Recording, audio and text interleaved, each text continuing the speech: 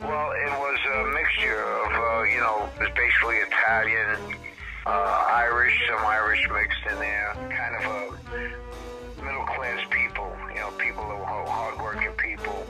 On the other side of the street, which was Knickerbocker Village, that were people who had money. We lived in the old tenement apartments. You could go out and your mother would know about where you went 10 minutes later because neighbors and people. So I just seen his son. He was playing in that area, which is not safe.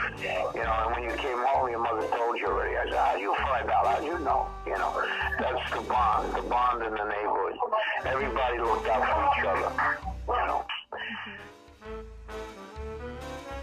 When I go to Little Italy, I noticed that a lot of the buildings in the street are strictly brick, so it has a very retro feel, like back in like the early stages of New York. Like it's not very modern buildings, and on your left and right, it's filled with many bakeries and restaurants. But what I also noticed is there's a lot of neon signs advertising that you're in Little Italy, and there's little booths set up in the street trying to sell like very cheap merchandise, so it comes off like that authenticity that you felt is sort of like decreased as it's sold off as a novelty. Like you feel like you're one of the tourists.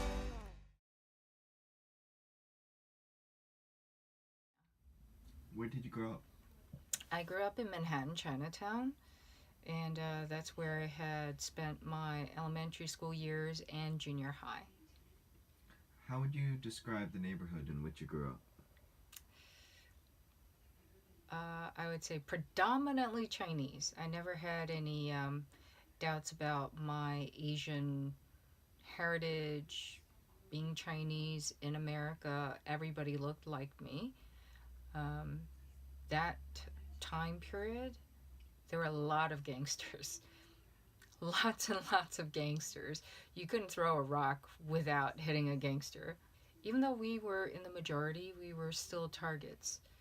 Even if it's by the 5% non-Chinese kids in the school. Okay, so there are pros and cons to the neighborhood. Nothing lasts forever. A lot of my favorite shops have closed and moved on. The neighborhood is a lot cleaner, as I may have said before.